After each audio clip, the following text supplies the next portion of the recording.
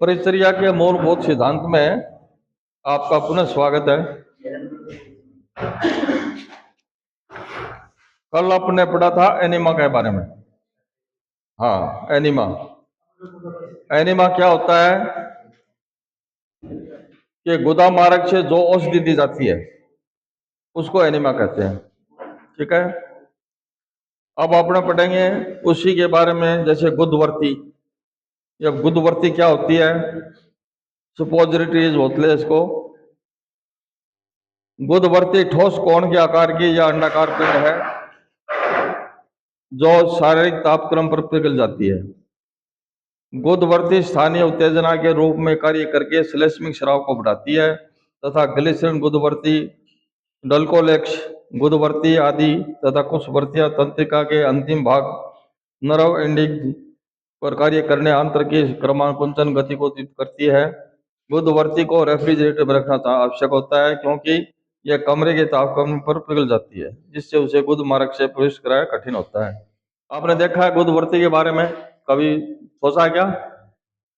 जैसे किसी की कब्जी हो जाती है, बच्चे के, बड़े के और है, तो उसके अंदर सुपोजिटरी लगाते हैं, गुदवर्ती बोलते हैं, गुदा के अंदर छोड़ी जाती है वो।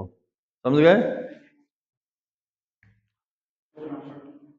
रोगी को गुदवर्ती के प्रयोग विधि, लाभ हानि के बारे में बताना चाहिए। तत्पश्चात रोगी को वाम पार्श्व में लिटाकर, वाम भाग में लिटाकर उसको और गुदवर्ती का प्रयोग करना चाहिए। परिचारक को अपने दाहिने हाथ की दोनों अंगुलियों के बीच में वर्ती को पकड़कर बाएं हाथ से उसके नितंबों को अलग करते हुए गुदवर्ती गुदा में प्रवेश करा देना चाहिए।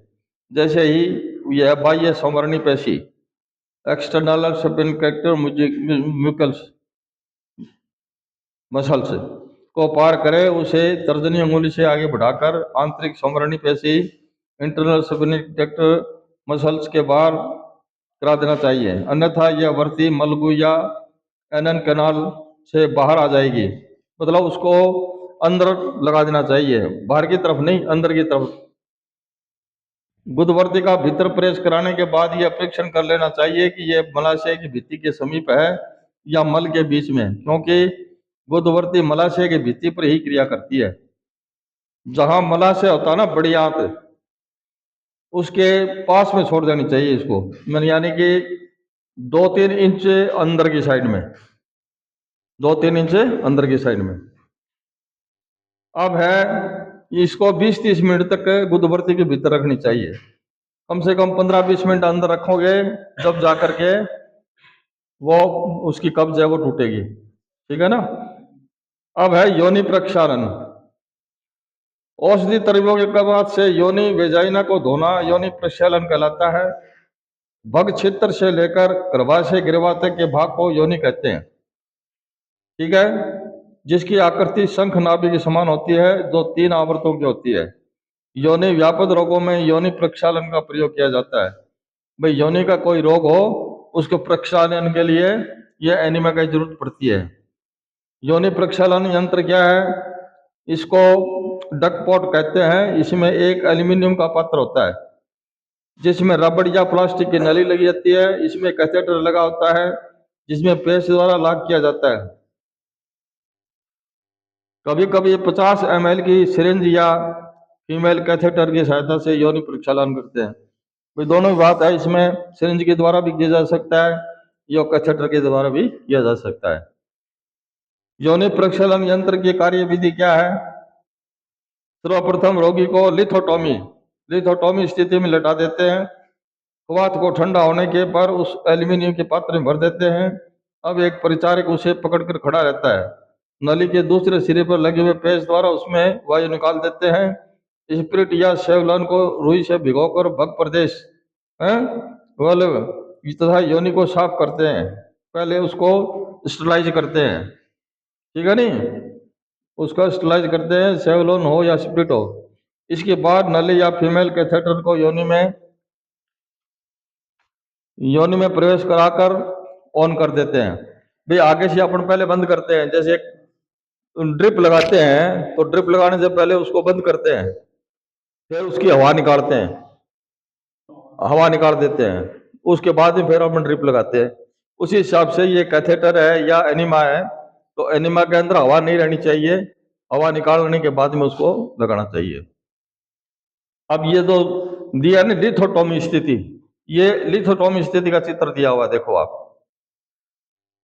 ये लिथोटोमी, ये चित्र है, ये लिथोटोमी का है। औषध द्रव्य में क्या क्या है? योनि प्रक्षालन में निम्नलिखित द्रव्य औषधियों का प्रयोग किया जाता है। गुनगुना जल हो या सुब्रा का प्रयोग हो। सुब्रा किसे कहते हैं? सुब्रा फिटकड़ी को कहते हैं। हाँ, फिटकड़ी का फूलिया होता है, फिटकड़ी होती है ना, उसको तवे पे गर्म करते हैं तो उसका वो फूलिया बन जाता है। हाँ, वो जो फूल जाते हैं, वो फिटकड़ी के टुकड़े करके गर्म तवे पे डालेंगे तो उसके फूल करके वो बड़ी हो जाएगी, जैसे चना फूलता है ना, उसी हिसाब से। फिर उसको पीस लेते हैं, उसको सुब्रा बोलते हैं। ये एंटीसेप्टिक है सुब्रा। पंचकव कवाथ का प्रयोग, त्रिफला का कवाथ का प्रयोग, कपि कच्छु कवास के मूल के कवाथ का प्रयोग, गुड़ुची आंवला हरड़ बहेड़ा दंती मूल के कवाथ का प्रयोग, मूंग का फूल खैर उड़द जायफल पाठा पुंगी फल के कवाथ का प्रयोग। ये कवाथ है अपने आयुर्वेद में, इसका प्रयोग किया जाता है। यह योनि प्रक्षालन यंत्र का चार्ट दिया, डायग्राम दिया हुआ है। ये एनिमा पॉट है और साथ में कैथेटर है, नली है, ठीक है। गुद परिषेक चिकित्सा कार्य के पष्टि उपक्रम में यह एक मुख्य उपक्रम है। इसमें वर्ण सोफों में होने वाली वेदना को विभिन्न औषध द्रव्यों की सहायता से शांत किया जाता है। वर्ण सोफ पर उस औषध द्रव्य को गिराया जाता है, इसे परिषेक कहते हैं। गुदगत व्याधियों में जब इसका प्रयोग किया जाता है तो उसे गुद परिषेक कहते हैं। भी गुदा के अंदर कोई घाव हो, वर्ण हो, उसको मतलब जैसे जलन वगैरह हो रही हो, उस समय क्या है कि ये इस पॉट के द्वारा, एनिमा के द्वारा उसको ठीक किया जाता है। औषध द्रव्य क्या है? इसमें दोषानुसार विभिन्न वर्ण शोथ में निम्नलिखित द्रव्यों का प्रयोग किया जाता है। वर्ण शोथ क्या होता है जानते हो क्या? वर्ण किसको कहते हैं? घाव को। हाँ, वर्ण घाव को कहते हैं। शोथ मानी सूजन। हाँ, घाव के सूजन में औषधि का द्रव्य गिराया जाता है, इसे परिषेक कहते हैं। परिषेक का मतलब होता है शिकाय करना उसकी। गुदगत व्याधियों में जब इसका प्रयोग किया जाता है तो इसे गुद परिषेक कहते हैं। औषधि द्रव्य कौन कौन से हैं? दोषानुसार विभिन्न वर्ण शोथ में निम्नलिखित द्रव्यों का प्रयोग किया जाता है। वातजन्य शोफों में तीव्र वेदना के शमन के लिए घृत तेल कांजी मांसरस भद्रदारू आदि वातहर औषधि वात को हल्का उष्ण करके वर्ण शोफ पर गिराना चाहिए, क्योंकि वात पित्त कफ के द्वारा ही तो चलती है ना व्याधियां, तो इसलिए ये वात कफ के लिए, वात के लिए है। पित्त के लिए कौन सा है? पित्त रक्त विष रस वातजन्य व्रण शोफों पर दूध घृत मधु शर्करा शरबत इक्षु रस मधुर औषधियां जैसे अकोल आदि गण एवं बरगद आदि श्री वृक्षों के शीतल वातों को गिराकर इनमें होने वाली दाहयुक्त पीड़ा शांत हो जाती है। कफ जन्य क्या है? वर्ण शोफों में तेल मूत्र क्षरोदक सुरा शुक्ल तथा कफ, इन औषधियों को उष्ण कवाथों का परिषेक कराना चाहिए। ये वात पित्त कफ के बारे में बताया गया। जो मतलब वर्ण होते हैं ना, उसमें भी देखना पड़ता है कि वातिक है, पित्तिक है, कफिक है, उसके आधार पर यह औषधियों का प्रयोग करना चाहिए। गुद परिषेक की प्रयोग विधि क्या है? अब गुद परिषेक कैसे करते हैं? गुद परिषेक के लिए सुब्रा, पहले बताया ना, फिटकड़ी का फूलिया होता है। सुब्रा बालसुदा बोलते हैं उसको। बालसुदा किसको कहते हैं? बालसुदा ये अपने सुनारों के पास में होती है ना, क्या बोलते हैं उसको? वो होता है उसको सुहागा। तो सुहागे के जो फूल बनाते हैं ना, फूलिया, उसको बालसुदा कहते हैं। जैसे फिटकड़ी का फूलिया बना दिया, उसका सुबरा बन गया। सुहागे का टुकड़ा करके तवे में डालेंगे गर्म पे, तो वो बालसुदा बन जाएगी। हाँ, गर्म जल में डालकर, ये एंटीसेप्टिक है, ये डालकर रुई के पिच्चू द्वारा वर्ण शो पर धीरे धीरे टपकाना चाहिए या धार बांधकर गिराना चाहिए। परिषेक करते समय द्रव न अधिक उष्ण हो न जल शीतल हो, जिससे रोगी उसको सहन न कर सके। यदि द्रव सहन न हो तो वर्ण शो पर रुई की पिच्चू रखकर उस पर दूसरे पिच्चू की सहायता से धीरे धीरे गिराते रहना चाहिए, उपस्थित क्लेद आदि से हटा देना चाहिए। गुद परिषेक का महत्व क्या है? वर्णों पर परिषेक करने से क्लेद विनद्य पीड़ा को हट जाती है। परिषेक करने से वर्ण तल रुके हुए जीवाणु को अदृश्य हो जाते हैं, वह भी द्रव्य के साथ बह जाते हैं। परिषेक से वर्ण शुद्ध हो जाता है, परिषेक से वर्ण शीघ्र ठीक हो जाता है। आचार्य सुश्रुत के अनुसार जिस प्रकार पानी के छिड़काव से अग्नि शांत हो जाती है, उसी प्रकार परिषेक, परिषेक किसको कहते हैं? परिषेक माने सेकना, शिकाय करना, किसी जहां शेक करना, तो 200 की अग्नि के शांत हो जाती है। ठीक है, ये गुद परिषेक है। वर्ण बंधन, अब आगे आएगा बैंडेज। बैंडेज किस प्रकार से? हाँ, ये बैंडेज का है। वर्णों को ढकने के लिए जो उपाय किया जाता है उसे वर्ण बंधन कहते हैं। भाई जहां कहीं भी घाव हो, वर्ण हो, उसको ढकने के लिए उसको वर्ण बंधन किया कहा जाता है। हाँ, बैंडेज। वर्ण बंधन या पट्टी बांधने से वर्ण का शोधन होता है, यह कोमल होता जाता है तथा बिना किसी विकार के भर जाता है। ठीक है, वर्ण बंधन के प्रयोजन क्या है? कवलिका, कॉटन पैड होता है एक, तो जैसे हिंदी में शब्द याद नहीं रहे ना, तो इंग्लिश का भी याद कर लेना। तो कवलिका कॉटन पैड को कहते हैं। विवेशिका है यह मेडिकेटेड गाज पीस होता है, पिछू स्वाब। ठीक है, ये इंग्लिश के भी नाम याद कर सकते हो, पेपर में अगर आ जाए तो हिंदी के बजाय अगर आप इंग्लिश में भी लिख सकते हो, उसमें कोई दिक्कत नहीं है। हाँ, क्योंकि ये थोड़े से शब्द है ना, ये संस्कृत के हैं। ये प्लॉथ, इसको स्वाब कहते हैं। पिछू भी स्वाब है और प्लॉथ भी ये स्वाब है। उष्ण जल औषध से भीगा हुआ कपड़ा जो वर्ण को धोने व साफ करने के काम में आता है उसे प्लॉथ कहते हैं। जैसे गौज की पट्टी होती है, उसको अपने दवाई में भर के कपड़े से साफ करते हैं ना घाव को, उसको स्वाब कहते हैं। ठीक है, प्लॉथ भी कहते हैं, स्वाब भी कहते हैं। बंधन की आवश्यकता क्यों है? कि वर्ण पर औषधि को हमेशा लगाने के लिए अस्थि भगन, फ्रैक्चर व अस्थि मोक्ष, डिसलोकेशन में स्थिरता लाने के लिए, वर्ण की अशुद्धता की रक्षा करने के लिए, रक्त स्राव को रोकने के लिए, वर्ण के आघात से रक्षा करने के लिए, ओष्ठ व नासा के सिवनी स्विचरिंग के पश्चात सर्पदंश विष के प्रसार को रोकने के लिए, शोथ को कम करने के लिए, विकलांगता की चिकित्सा के लिए, भगन स्थान व वर्ण स्थान को आराम देने के लिए, वर्णों के बंधन कर्म करने के लिए, ये बंधन की आवश्यकता है। ये आप पढ़ लेना थोड़ा। ठीक है, अयोग्य, रोग व रोगी। इसके अयोग्य कौन से हैं? जैसे अग्नि, अग्नि में जला हुआ हो, परमेय पीड़िका हो। परमेय पीड़िका किसको कहते हैं? शुगर के, जिस पेशेंट के डायबिटीज हो उसके घाव बन जाते हैं, ज्यादा मतलब 3rd स्टेज में पहुंचने के बाद में शुगर उसके घाव बढ़ जाते हैं, तो उसको बांधना नहीं चाहिए, पट्टी नहीं बांधनी चाहिए, खुला रखना चाहिए। हाँ, मधुमेही वर्ण में। ठीक है, मधुमेह किसको कहते हैं? डायबिटीज को। मूषक विषजन्य वर्ण में, दूषित मांसांकुर में, गुदपाक में। ठीक है, इसको पट्टी नहीं बांधनी चाहिए। वर्ण बंधन के नियम क्या है? वर्ण बंधन कर्म निम्न प्रकार की से करना चाहिए। वर्ण में से पू या पस को निकालकर, पस जानते हो क्या होती है?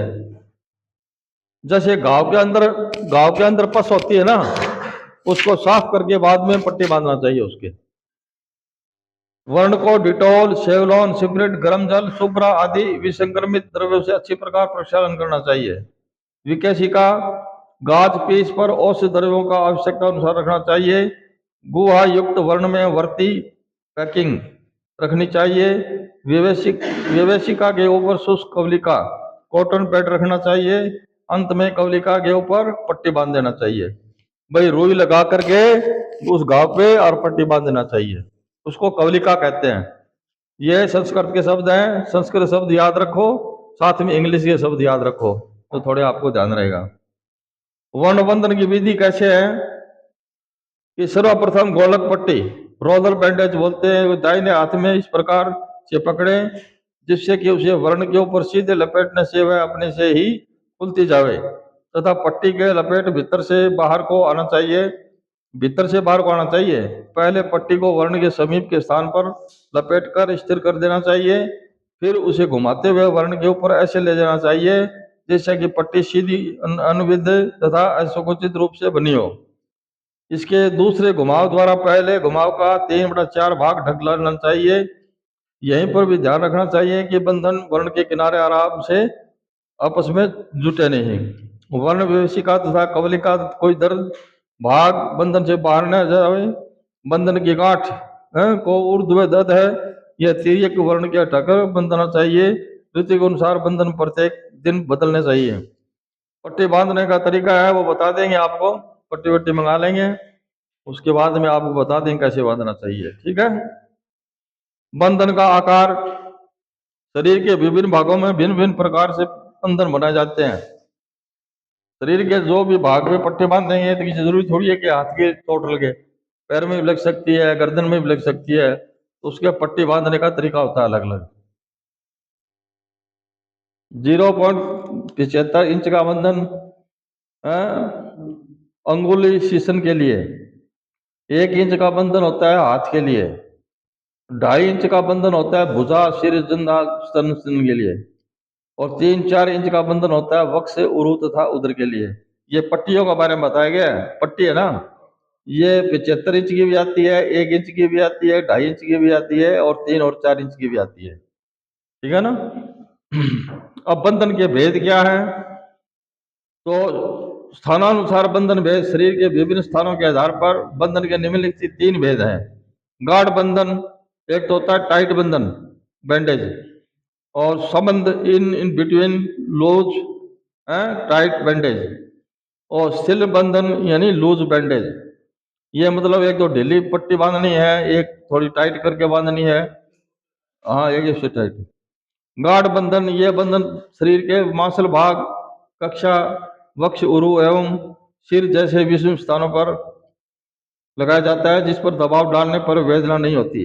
ठीक है। यदि समस्थिल भागों पर यह बंधन बांध दिया जाए तो औषध वर्ण स्थान पर नहीं रह जाती अति औषध व पीड़ा अधिक होती है। बंध को बांधने से 24 घंटे पश्चात ढीला कर देना चाहिए, अन्यथा शोथ होने की संभावना है। जहां पट्टी आप बांधते हो ना, वो 24 घंटे बाद में उसको खोल देना चाहिए, नहीं तो सूजन आ जाएगी। संबंधन, ये गाढ़ शिथिल बंधन के बीच की स्थिति है, जिसे शाखा, मुख, कान, गंड, शिशन, अंडकोश, पीठ, पार्श्व, उदर, वक्ष आदि स्थान पर बांधते हैं। कुछ ढीला। गाढ़ व शिथिल बंधन के स्थान पर संबंधन बांधने से बंध गुणहीन हो जाते हैं। स्थिर बंध, ढीला बंध जो श्वास आदि क्रिया करते समय हिले, उसे स्थिर बंधन कहते हैं। ये अति कोमल स्थानों पर चेष्टा व अनुसंधियों पर बांधे जाते हैं, जिससे उनमें गति हो सके। गाढ़ व संबंधन के स्थान पर स्थिर बंध बांधने से विवेशिका पर रखी गई औषधि गिर जाती है तथा हिलने के कारण आघात हो सकता है। अब है आकारानुसार बंधन। आचार्य सुश्रुत ने 14 प्रकार का बंधन बताया गया है। वाग्भट ने उत्संग बंध मानकर बंधन की संख्या 15 मानी है। ठीक है, ये अलग अलग आचार्य अलग अलग मानी है। कोष बंधन, यह रेशम के कीट के कोष या तलवार की म्यान कोष की तरह होता है, जो कि चर्म का बना होता है। वर्ण पर औषधि व कवलिका रखकर कोष बंध को वर्ण स्थान पर चढ़ा देते हैं। इसे अंगुली अंगुष्ठ पर्वों में, कुर्च, कर्पूर एवं जानू के वर्णों में प्रयोग करते हैं। ठीक है। और यह है स्वस्तिक बंधन है। हाँ, क्रॉस बैंडेज। इसकी आकृति स्वस्तिक की चिन्ह की 8 की प्रकृति होती है, नीचे दे रखा नहीं है क्रॉस का। पहले पट्टी को 2-3 बार लपेटकर संधि को स्थिर स्थिर कर देते हैं, फिर पट्टी को संधि के पीछे से बाहर की ओर ले जाते हैं, लपेटते हुए उस संधि के ऊपर से लाते हैं, फिर लपेटते हुए संधि के पीछे की ओर लाते हैं, पुनः संधि के नीचे की ओर लाकर पट्टी को पहले की तरह हर बार ऊपर की ओर ले जाते हैं।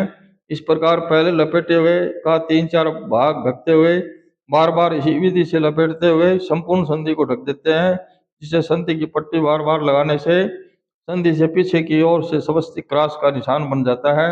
यह बंधन संधियों पर जथा जॉइंट हो ना, वहां बांधते हैं इसको।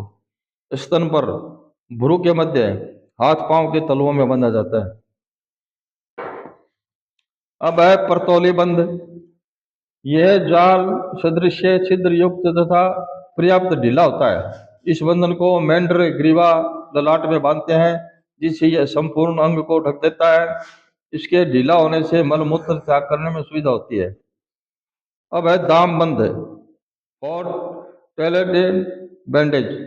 इसका प्रयोग ऐसे अंगों में प्रक्रिया किया जाता है जहां बंधन बांधना संभव नहीं होता। जटा बंधन नहीं बंध सका मैं जहां वो बताया गया यो चार प्रांत वाला बंध होता है अक्ष का अस्थि के लिए। इसमें चौड़े भाग को अस्थिर कर अस्थिवरा के दो प्रांतों को ग्रीवा तथा कक्षा में घुमाकर पीछे पर बांध देना चाहता है। जैसे कहीं ये काख है ना अपने, या अगर कोई घाव हो तो पहले इसको बांध के नाड़ के बाहर के लेते हैं इसको, तो फिर बांधते हैं इसके। जी क्यों बनता नहीं है यहाँ से, तो वो यहाँ से नीचे लेकर के गर्दन के बाहर से घुमा करके इसको लेते हैं।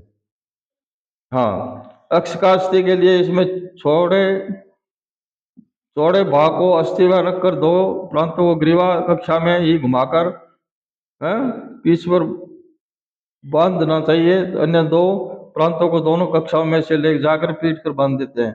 वक्षण संधि ग्रीवा आदि में इसका प्रयोग किया जाता है। ये नमूना है, ये देख लेना इसमें थोड़ा। अनुवेलित बंध स्प्रिंग बैंडेज क्या है? यह बंध लता की तरह अस्थि के चारों ओर घुमाते हुए आगे की ओर बांधा जाता है। इसका प्रयोग ऊर्ध्व अधः शाखाओं के वर्ण बंधन में किया जाता है। इसके साथ ही अनुवेलित बंध में पट्टी जब एक लपेट पूरा करके शाखा के आगे की ओर फंसती है तो उसे पलट देते हैं। इससे पट्टी का बाह्य स्थल अंदर व अंत स्थल बाहर की ओर हो जाता है। इसी प्रकार पट्टी को उसी रेखा के पास पहुंचाते हैं, पलट देते हैं। इसमें शाखाओं की ओर बढ़ती हुई गोलार्ध के साथ साथ पट्टी को उल्टते रहने से हर लपेट कसा जाता है, जिससे पट्टी ढीली नहीं हो सकती। ये नीचे दे रखा है इसमें। अब है चीन बंद, मैंने टेल बैंडेज फॉर आई। ये है 20 से कम चौड़ा वस्त्र का खंड होता है जिसे चारों ओर अनेक पट्टियां लगी रहती हैं। इन्हें सिर के पीछे बांधकर बंध को नेत्र पर स्थिर किया जाता है। ये आंखों के रोग होता है ना, हाँ, उसके हिसाब से ये बांधा जाता है।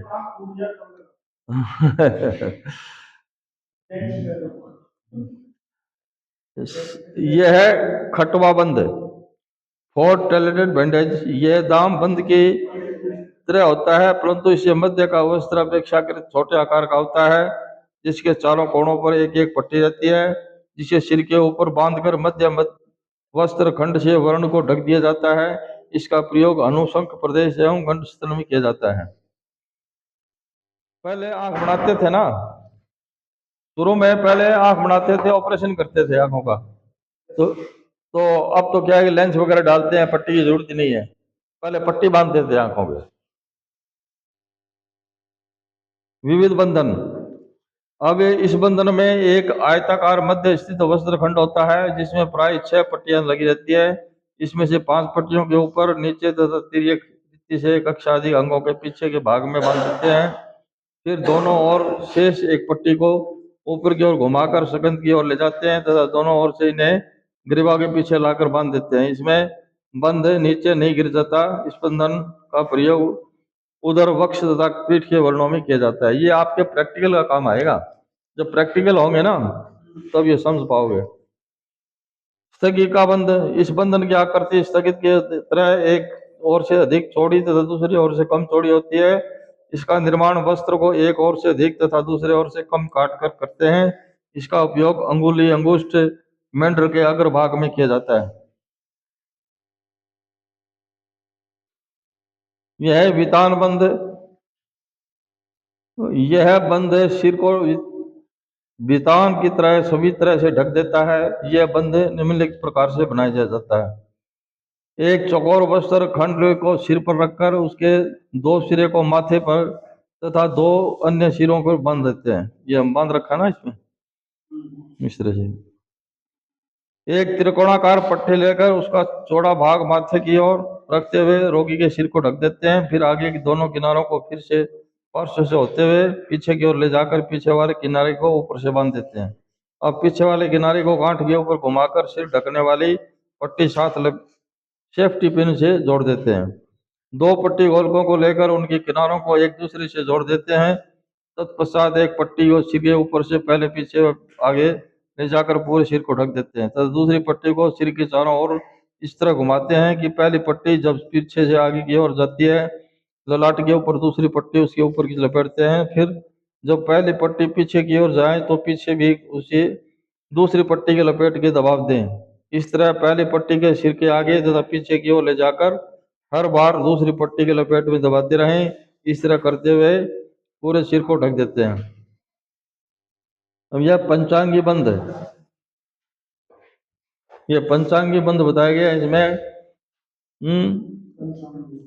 इस बंधन का आकार खटवा बंद के समान होता है। इसके चारों ओर लगी चार पट्टियों के साथ किसी एक किनारे पर एक अधिक पट्टी लगी रहती है, अतः यह 5 पट्टियों वाला बंद होता है, जिसके कारण इसे पंचांगी बंद कहते हैं।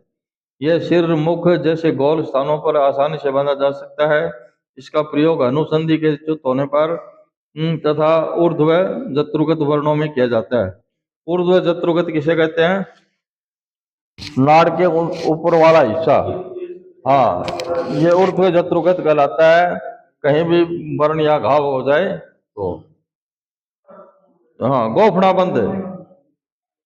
अब आता है ये गोफना बंद। इसका आकार पाषाण फेंकने के चारों स्तनानिका वाले चित्रों कहते हैं। गोफियो देखे गोफियो गोफिया वो होता है जैसे पत्थर डाल के उस पर ये घुमा करके फेंकते हैं, ठीक है ना। ये है गोफन बंद। तो उसका जो मतलब पट्टा है, जैसे अपन पत्थर डालेंगे वो भाग। हाँ, गिलोल वाला। हाँ, गोफना बंद। इसका आकार पाषाण फेंकने के चारों संतानिका वाले यंत्र के समान होता है। इसमें बीच का वस्त्र थोड़ी गहराई लिए हुए होता है। इसमें नासिका आदि अंग ठीक प्रकार से बैठ सकते हैं। जैसे खंड स्थान के अनुसार छोटा या बड़ा लेना चाहिए। इसका प्रयोग चिबुक अंश वस्त्र या नासा नौष्ट आदि करणों में। ये ऊपर का भाग है ना, जैसे नासवास के और बांधते हैं। हाँ हाँ, यमक बंद। जब दो वर्ण थोड़ी दूरी दूरी पर स्थित होते हैं तब एक वर्ण पर बंद बांधकर गांठ न लगाकर उसी बंद को दूसरे वर्ण पर बंधन की प्रक्रिया पूरी कर गांठ लगा दी जाती है। इस प्रकार एक ही बंधन द्वारा पास पास स्थित दो वर्णों पर गांठ बांधने को यमक बंध कहते हैं। और मंडल बंध क्या है? इस बंधन का आकार गोलाकार होता है। यह बंध वक्ष, उदर, उरु, पीठ, बाहु जैसे गोल स्थानों पर बांधी जाती है। बांधते समय बंध को हर बार गोलाई में बांध जाता है।